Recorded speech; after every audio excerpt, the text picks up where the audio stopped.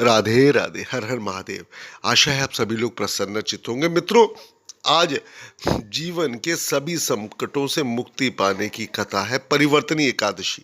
आज परिवर्तनी एकादशी है, जिसे जल झूलनी एकादशी भी कहा जाता है। आज के दिन भाद्रपद महीने के शुक्ल पक्ष की एकादशी तिथि को परिवर्तनी एकादशी अथवा जल झूलनी एकादशी मनाई जाती है। हिंदू धर्म में जल झूलनी एकादशी यानी परिवर्तनी एकादशी का बेहद महत्वपूर्ण स्थान है।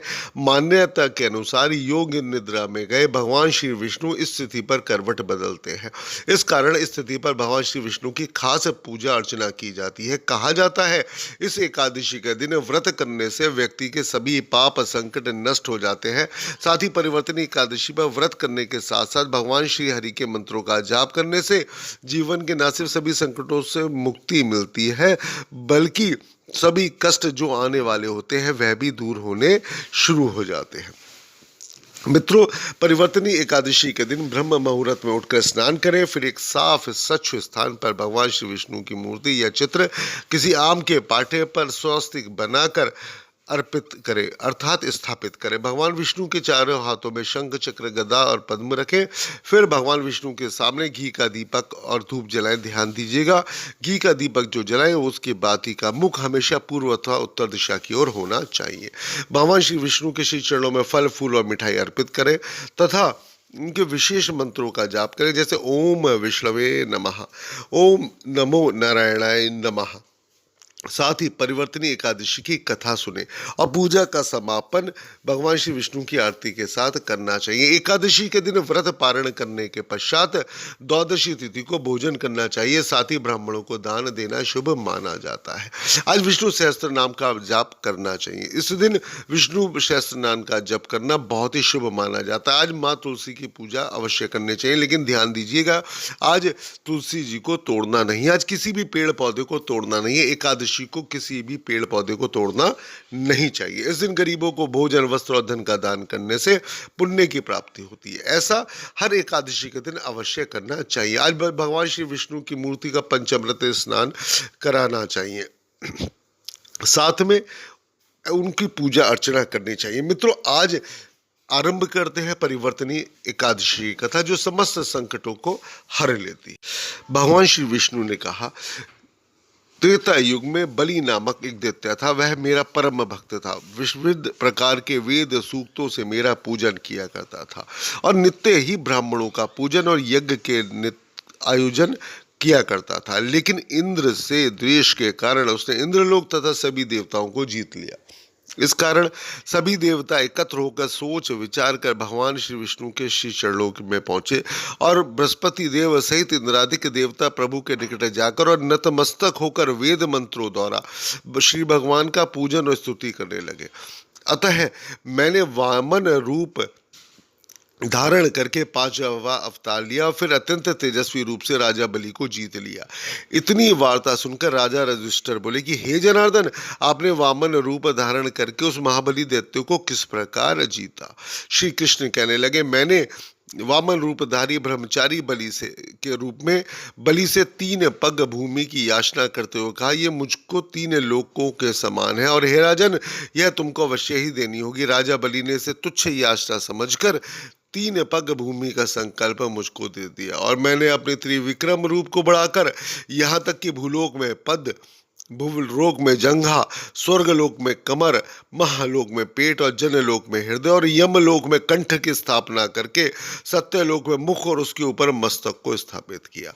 सूर्य, चंद्रमा आदि सब ग्रह गण, योग, नक्षत्र, इंद्रादिक देवता और शेष आदि सभी नागगणों ने विविध प्रकार से वेद सूक्तों से प्रार्थना की। तब मैंने राजा बलि का हाथ पकड़कर कहा कि हे राजन, एक पद से पृथ्वी, दूसरे से स्वर्गलोक पूर्ण हो गए। अब बताओ तीसरा पग कहाँ रखूं? तब बलि ने अपना सिर झुका दिया और प्रभु के श्री चरणों में से रख दिया। तब मैंने अपना पैर उसके मस्तक पर रख दिया, जिससे वह मेरा भक्त पाताल को चला गया। फिर मैं उसकी विनती और नम्रता को देखकर मैंने कहा, हे बलि, मैं सदैव तुम्हारे निकट ही रहूंगा। विरोचन पुत्र बलि से कहने पर भाद्रपद शुक्ल एकादशी के दिन बलि के आश्रम पर मेरी मूर्ति स्थापित हुई। इस प्रकार दूसरी क्षीर सागर में शेष नाग के पृष्ठ पर हुई। हे राजन, इस एकादशी को भगवान शयन करते हुए करवट लेते हैं, इसलिए तीनों लोकों के स्वामी भगवान विष्णु का उस दिन पूजन करना चाहिए। उस दिन तांबा, चांदी, चावल और दही का दान करना उचित है। रात्रि को जागरण अवश्य करना चाहिए। जो विधि पूर्वक इस एकादशी का व्रत करते हैं वह सब पापों से मुक्त होकर स्वर्ग में जाकर चंद्रमा के समान प्रकाशित होते हैं और यश पाते हैं। जो इस पाप नाशक कथा को पढ़ते या सुनते हैं उनको 1000 अश्वमेघ यज्ञ का फल प्राप्त होने के साथ साथ ही वैकुंठ की प्राप्ति होती है। श्री कृष्ण गोविंद हरे मुरारी, हे नाथ नारायण वासुदेवाय, हरे कृष्णा कृष्णा कृष्णा हरे हरे, हरे राम राम राम हरे हरे, हरे राम राम राम हरे हरे, हरे कृष्ण कृष्ण कृष्ण हरे हरे। मित्रों, आप सभी के समक्ष यह जब भी एकादशी की कथा प्रस्तुत करता हूँ तो ऐसा लगता है जैसे स्वयं भगवान श्री कृष्ण माँ राधा रानी के साथ में हम सभी को यह आशीर्वाद दे रहे हैं कि हम सभी को समस्त रोगों से, शोकों से, कष्ट और दरिद्रता से, हर तरीके के आने वाले संकटों से मुक्ति प्रदान हो रही है।